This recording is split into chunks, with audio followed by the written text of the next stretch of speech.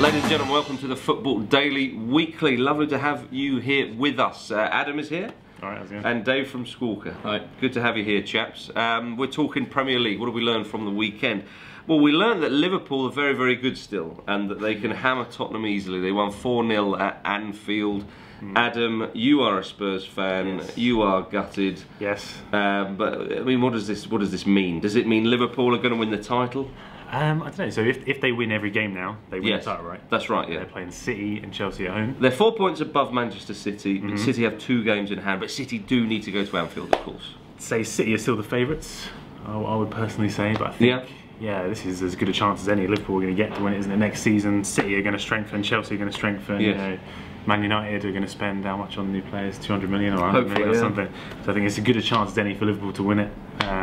I hope they win it, actually. You know, I think a lot of the neutrals quite want Liverpool to win, don't they, Dave? Even as a Man City fan, they're playing the best football in the Premier League, I'd say, at the moment. You know, they're so fast in the transition. They can also hold the ball and play passing football. But obviously, Luis Suarez is their big player this season. If he continues scoring at the current record, score 35 goals, obviously beating the record set by Cristiano Ronaldo and Alan Shearer. Yeah, that's right, 34, I believe that is the record in the Premier League. Luis Suarez has scored or assisted 40 goals in the Premier League this season. That's absolutely ridiculous. Absolutely incredible. I mean, it's absolutely sensational. What could you say? But, I mean, Liverpool, have they surprised you? Adam, did you expect this? Yeah, I mean, they finished 8th last season, didn't they? It was 8th last season. I mean, put it like that, it is quite surprising. To come back to title challenge, I mean, I take heart from it, seeing the Spurs doing so poorly. If we can finish 8th this season, maybe next season, we'll be challenging for the title. Well, I mean, before the game, Tim Sherwood said, well, Liverpool will be under a lot of pressure, and Rodgers said, well, maybe not as much pressure as a team that spent £100 million and is expected to challenge for the title. I mean, quite witty words from Mr. Rodgers there. I mean, how do you think about the Spurs? I mean, do you think Sherwood will go at the end of the season? I mean, someone like Louis van Gaal coming in? It's very strange. The Spurs have got rid of ABB because he's not scoring enough goals, and they bring on this new bloke in. So it's a strange thing where Tottenham in a way have taken a step back now, in my opinion, and it's only time before they've got to bring another bloke in now to replace Sherwood. Indeed. Elsewhere in the Premier League, Arsenal drew 1-1 with Manchester City. I was at the game, fortunately enough, a great game, and what was nice to see was Arsenal digging in against one of the top sides. They didn't lose.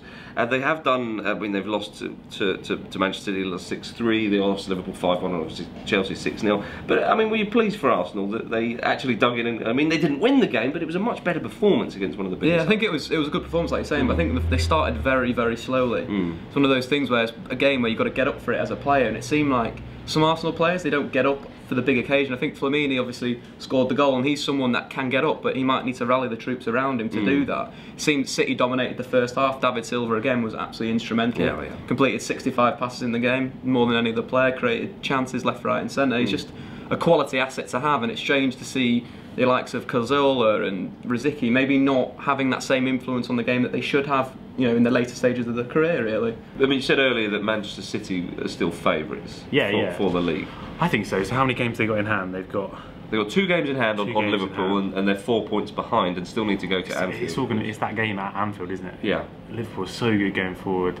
I think City are going to prevail. I just think their squad is so good. I mean, you see David Silva now is really hitting form at the start of the season. He wasn't, you know, sort of producing those sort of performances, and that's the depth in their squad that they've got, really. And I think that gives them the advantage. And I think they'll end up winning the title, personally. Yeah, Dave, you agree with that? I mean, unfortunately, I'm going to say Chelsea still. I think still going to say Chelsea because obviously they're going to go to Anfield. Chelsea players get up for the big games. They really do. Liverpool are going to come on to Chelsea, playing at home. Chelsea are just going to sit back, pick them off from the break, and I think playing to their hands. Yeah, hopefully Chelsea will come through and win the league. Yeah. Hopefully. Hopefully, yeah. Well, let's talk about Chelsea. They lost to Crystal Palace 1-0.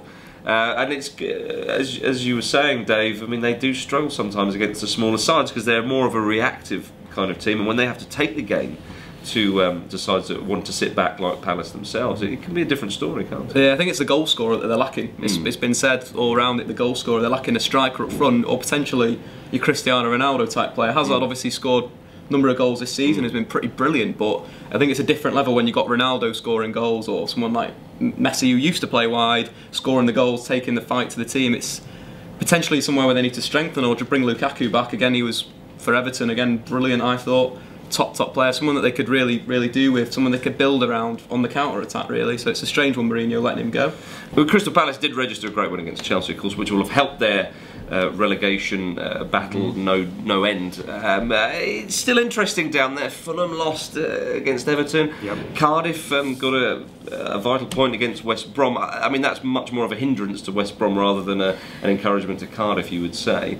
So I mean, who do we fancy going down? Sunderland still in there. They've got a couple of games in hand. But I think it's easier to look at it. Who do you think we stay up really? So I think Palace are going to be staying up definitely. Pulis is obviously a brilliant boss. I mean, what about I mean, say Swansea? Great win against Norwich. I mean, you would imagine that they're safe. Yeah, I think they'd be safe. I think Fulham are gone. Fulham are down. Sunderland have got a game or two in hand, right? They do, yes. Yeah, but it's not looking too good for them either. I'd say the bottom three, as it is maybe, are going to go down. Fulham, Cardiff and Sunderland. Yeah, I think Cardiff, although they sort of battled back to get that point there, they just... Delaying the inevitable, would you say? Yeah, I think so. I think they're just not... They haven't got the quality there, and I think Ole Gunnar Solskjaer's a little bit inexperienced in these sort of scraps, so it doesn't look good for them, I'd say. Manchester United beat Aston Villa 4-1. It did happen. A great win really for Manchester United. They went a goal down, and there was a lot of media talk about the flyby ban over Moyes out. Wrong one, it said, and Moyes out. Wrong one, Moyes out. Dave, what do you make of all that? It's all a mess really, isn't it? It's a waste of money. Moyes summed up perfectly. They could have put the money to Darren Fletcher's charity, which would have been a good cause. Would have been a very good cause. Flying that banner around Old Trafford was just terrible. It was booed by some. It was booed, yeah, of course it was. Everyone I've spoke to, it's the football we're playing this year and whatever. It's just the whole club needs one more season to get it right. Just keep Moyes in, get a load of the players out. I think really there's a number of the players in the side that really got to go. Vidic, what is going obviously. Evra needs a replacement. We need to move on, become more a progressive side, press more. Against Villa, we were backing off. It's crazy to see United retreat because it's mad compared to we used to dominate games like that. What do you reckon of all this Moyes business as an outsider looking in? So much has been written, so much has been said. I just think if it had been any other club, he would have been sacked. They haven't been good enough, but yeah. The blame has to be sort of shared around to the club itself, the dealings in the transfer market, the players that haven't performed this season. I mean, I'm not sure how if they miss out on the top, they're going to miss out on the top four this season. But next season, if they miss out on the top four, do you reckon he should go then? Is that when they should get rid of him? Or? I think it depends more on the style of football. I don't mind if we're in a transition period at the moment. I don't mind if we spend a few seasons not getting to that top level of top four, but it's the football that really concerns me. Is we're not playing good football, and that's obviously last season when we won the league. I didn't think we were playing good football. I want to get back to a Man United that plays good football, that we watch, that people want to watch. Sort of like Liverpool at the moment. They're playing good football. It's good to watch on the telly. That's what I want United to be again. Well, thank you very much for joining us for this week's Football Daily Weekly. Do leave your comments below and tell us what you make of all this goings on in the Premier League. We'll see you next time.